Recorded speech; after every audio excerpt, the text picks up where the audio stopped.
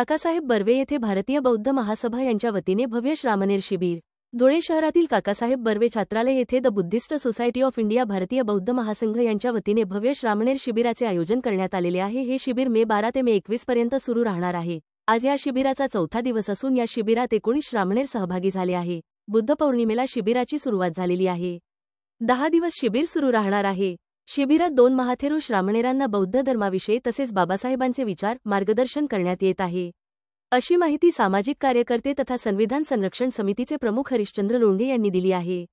गौतम बुद्धांनी दिलेल्या शिकवणीचा प्रचार प्रसार व्हावा यासाठी शिबिराचे आयोजन करण्यात आले आहे। शिबिरात सहभागी झाले श्रामणेर माहिती जाणून घेत गौतम बुद्धांनी दिलेली शिकवण माणसाने माणसाला माणुसकी द्यावी, तसेच क्रोध मत्सर टाळावा, व्यसनापासून दूर राहावे याचा प्रचार प्रसार करणार आहे। संविधान संयुक्त समितीच्या वतीने फलाहार अर्पण करण्यात आला। याप्रसंगी हरिश्चंद्र लोंढे, पोपटराव चौधरी, कॉम्रेड एल.आर. राव, कॉम्रेड दीपक सोनवणे, कॉम्रेड वसंत पाटील, कॉम्रेड बबनराव वानखेडे, दीपक कुमार साळवे, पी.टी. बेडसे, महेंद्र महाले, पोपटराव मोहिते, लक्ष्मण खैरनार, शिवाजी जमदाडे, मुरलीधर सुरजी, किशोर सेजवळ, बटू वाघ, भंतेजी नागसेन, हिराबाई महाले, सुनीता पवार उपस्थित होते।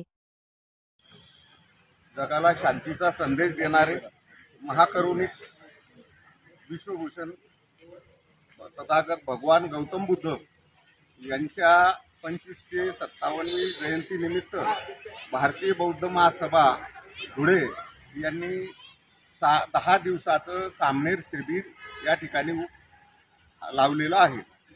माणसाला माणसाप्रती कसं वागावेत यासाठी जी संहिता तयार केली जाते त्याला धम्म म्हणून म्हटलेलं आहे। बौद्ध हा एक कुठलाही धर्म नसून हा एक धम्म आहे आणि तो संहितेचा मार्ग आहे।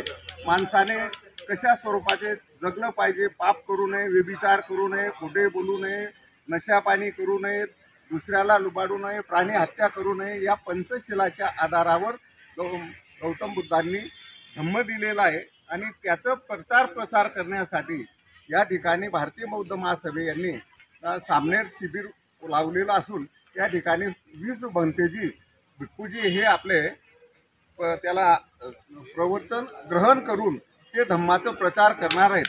मग ते 10 दिवसाचे इथं शिबिर असल्या कारणामुळे धम्मामध्ये भिक्खू संघाला काही तर ते सकाळी 12 पर्यंत जेवण करायचं, दुपारून कुठल्याही प्रकारचं अन्न ग्रहण करू नये।